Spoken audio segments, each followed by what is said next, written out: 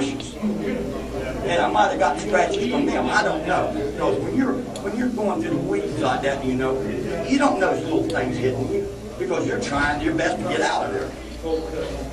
Okay. Another thing. I don't know if I sent you this or not. This is a two-page confession. Two-page confession where another person wrote the state's attorney and told them they're the ones that killed Amanda Brown and told them where they dumped their body. Who was the person that made the confession that they killed Amanda Brown? I don't know, but they got the envelope, they got the saliva, they done DNA, but nobody's ever said nothing about it. Why don't you mail me a copy of that, Willie? I thought I did already. No, I never seen that. I didn't know anyone else confessed to kidnapping and killing Amanda. Sure. What year was this? 98. I had no idea. Months after she come up missing, this letter was sent to the state's attorney. Two-page. But they don't know who sent this letter. I don't know. All I got was this. I didn't know nothing about this until I got on death row. Oh, so make me a copy. All right. Yeah, I was going to give you a lot of this stuff, but I thought I'd already sent this. No, I got everything else but that confession letter. Kathryn Hartman, when I got home, the first night I met her at the bar, she lifted her jobs windows on her door to go in her house. They was like this. You could do like this on the outside. They was broken. Otherwise, the wine thing on the inside would make the door go up and out because it's been broken. I don't know how long it's been broken. She didn't tell me. So she lifts it up, sticks the arm to turn the doorknob on the inside. The outside don't have no handle. It's completely broke off. So the trailer was unsecure. It wasn't a locked safe. Yes, there's a deposition. And broke like there for about a year. Hey, none of this was told to the jury. Anybody could have come in and out that house. Do you know that spending her house in a year, knowing that's how she gets in and out of her house. Okay. This is a deposition, especially right here. She was asked what time did she get back from Crain's house. Probably what time her and that man named Crain got back to the house, from his house. Yes. This is a sworn deposition. 15 years for perjury, she lied. What time did she say she got back? 12:30 from my house. I read that. Phone records. I got phone records. I got phone records. Do you present all this to your attorney? Huh? Your attorney has all this paperwork? No, they ain't bringing up none of this I'm showing you. None of it. The ones I got right now ain't even bringing it up. What I'm showing you? No. Oh man, I've done lost the phone records. Somewhere here. I'm hurting so bad in my back. Phone records, phone records.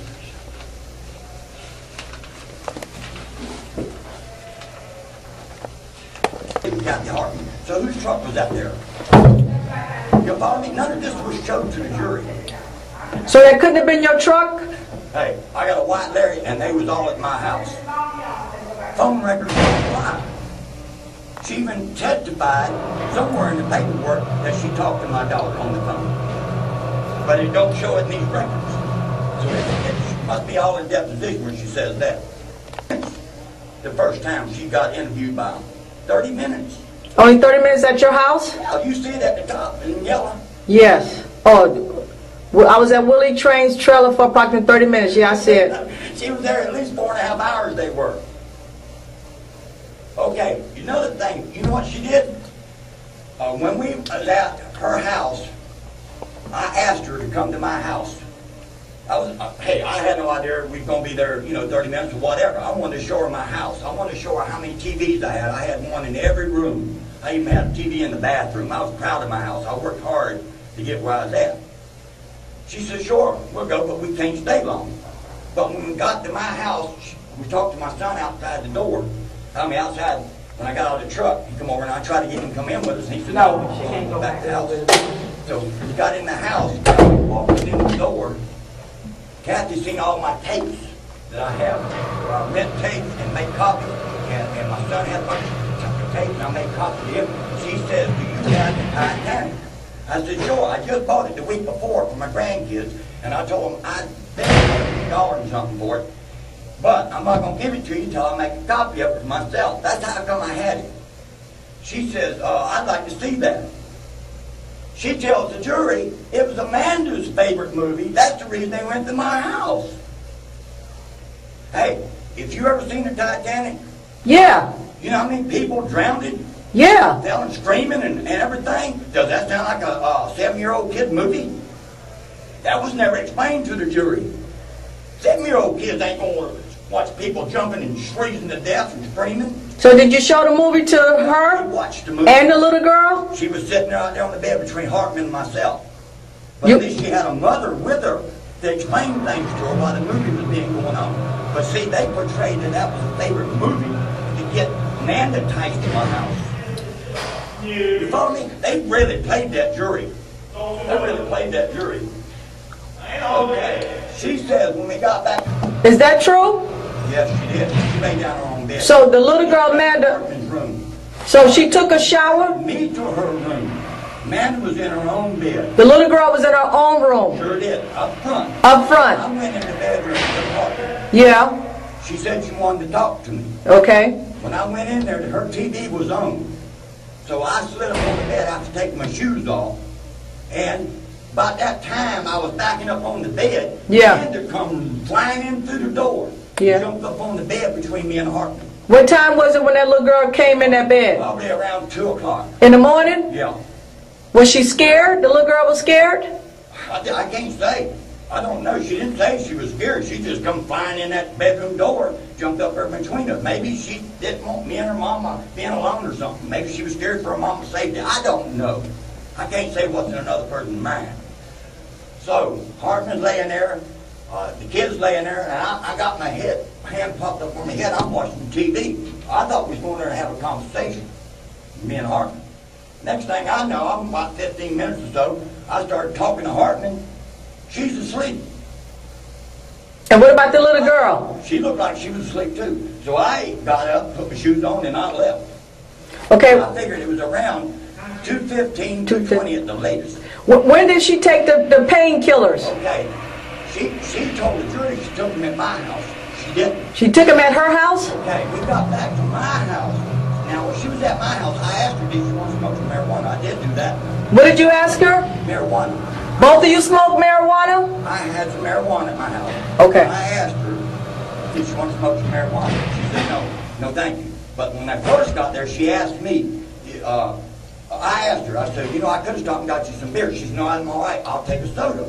So I went in the kitchen. She's sitting there in the green chair in my living room because my sister had just called.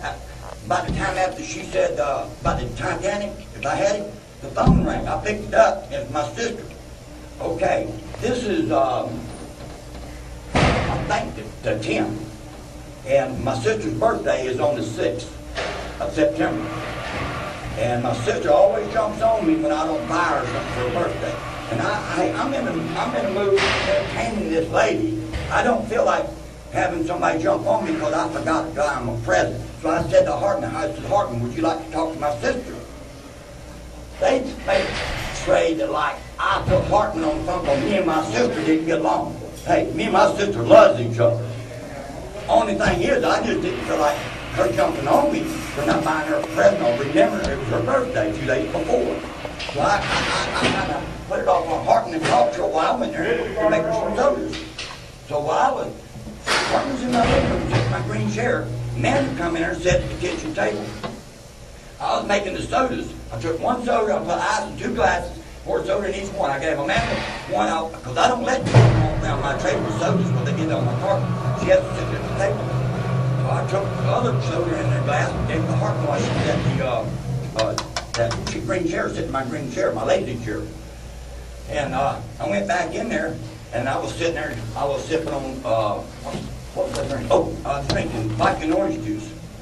And Amanda was sitting there wiggling on her tooth, and it started bleeding. So I got up. I got a beautiful dinette set I had just bought, and the seats are cloth. You can't take the seats off these chairs. They're made to be on there.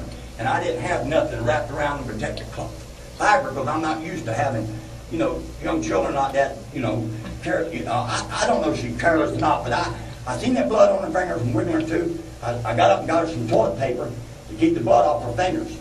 Did she come with you to the restroom to get that toilet paper? Wait a minute now. No, I had it in the kitchen. I keep all my stuff in my kitchen cabinets right there. I just opened up and got some toilet paper. Okay. So,